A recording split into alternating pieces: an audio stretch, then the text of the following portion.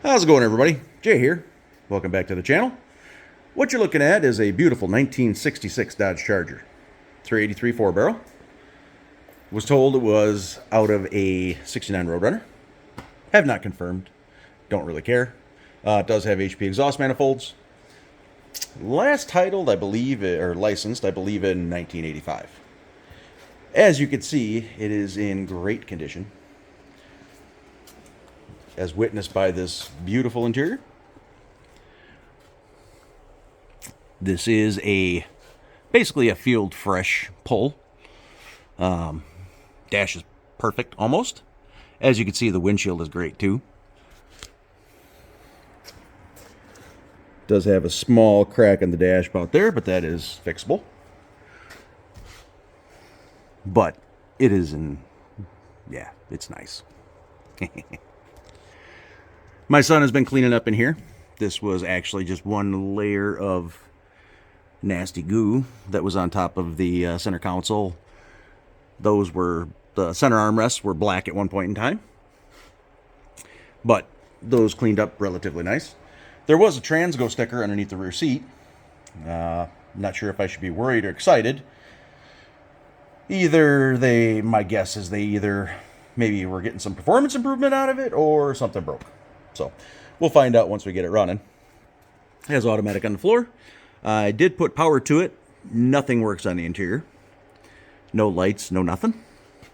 So I'm sure there's wiring snafus. And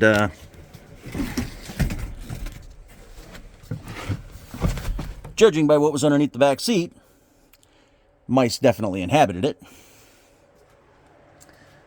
I do have two donor cars that I picked up along with this car.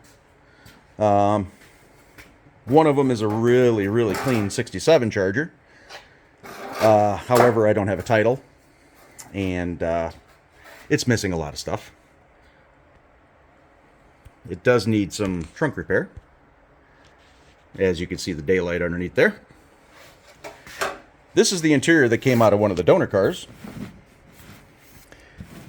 Had this stuff all over it, which was nice because it protected a darn near perfect black vinyl interior. Ooh, what do we got here? Epoxy rust mate. That didn't work. What else we got down here? Bunch of wiring. Bunch of wiring down there. Ooh, Mountain Dew can. I love this stuff. That's an oldie. But there's the back seat of the new one. Or front seat, I should say. Oh, wait a minute. I don't know. I'm not pulling it out. That fell out of the trunk. This is out of the donor car. There's a better look at the rust. That actually isn't too bad. I'm not concerned about that. You can see the beautiful lower quarter panels.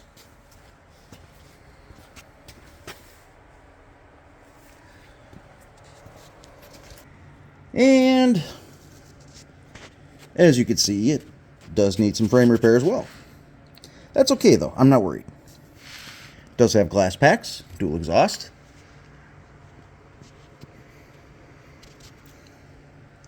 Honestly, it's not too bad under here. The rockers, not too bad.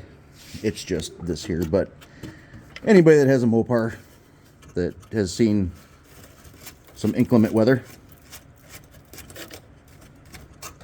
I better stop messing with that,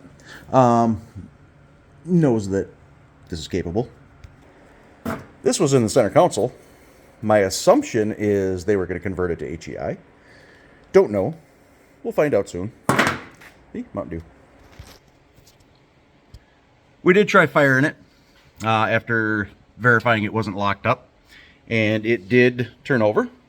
However, the starter gave up the ghost, as witnessed right there. So we put a mini starter in it. It does turn over a little wonky still. So we did put Marvel Mist Oil in the cylinders, pulled all the plugs. The plugs didn't look too bad. They didn't have any evidence of any contact or high carbon buildup or major oil burning. So Sounds promising. Here's the plugs we pulled out of it. Not too bad. Here's the other ones. Again, they're not perfect. They've been around a while. See, more Mountain Dew. But, yeah, not the worst. Needs a front bumper. I have that off one of the donor cars. I was given a front fender, which is right there. I was also given a replacement hood because of that gnarly dent there. But I may actually end up fixing this. As you can see right here, the outside shell isn't too bad, but underneath has seen better days. Block of wood holding the headlight open. There's the fenders. Actually not too bad underneath, except for underneath. Ventilated door. So the car is rusty. I know that. However, this is for my son, and he is a Charger fanatic.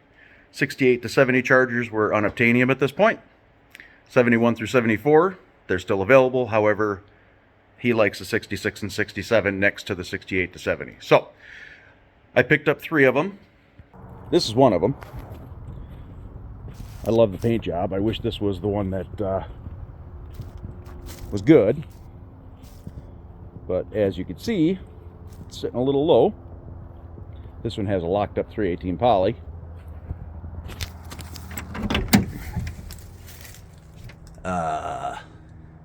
Yeah.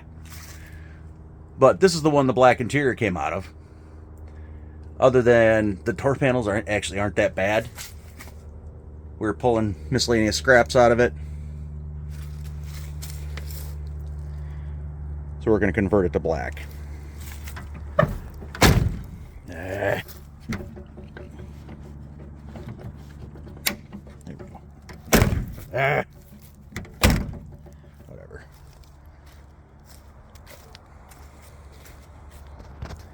And this one is the other one I picked up. Not quite sure what they were gunning for here, but this is a clean car. I mean, okay, that's a big dent. Another big dent there.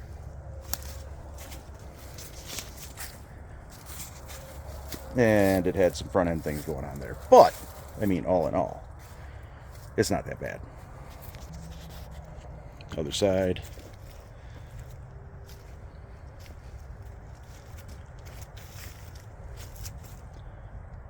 Need a lower quarters. I don't remember that being there last time. Oh well, whatever. These are the seats that came out of the other 66. This one needed floor pans as well. Parts and parts and parts galore. Again, nice door panels.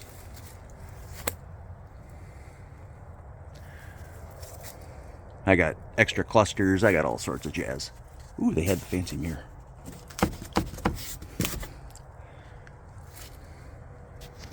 So I was going to take this black 67 and I was going to straight axle it potentially, or I may use parts from both cars and make one good car. I don't have a lot of money invested in them, so I'm not terribly concerned. Yeah.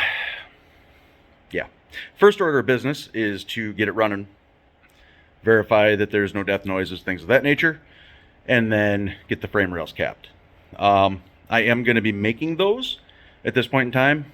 I was originally going to buy a cross member, but I don't think I need to.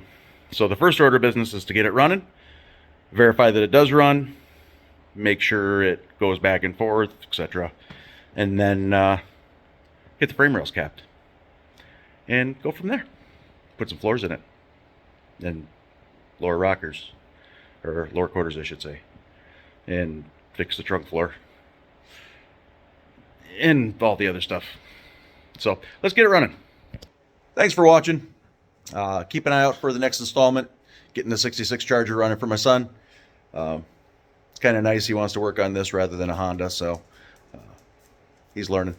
Also, I wanted to mention I do have merch available through Gunslinger Graphics. See, this one's worn. Hoodies, t-shirts, hats.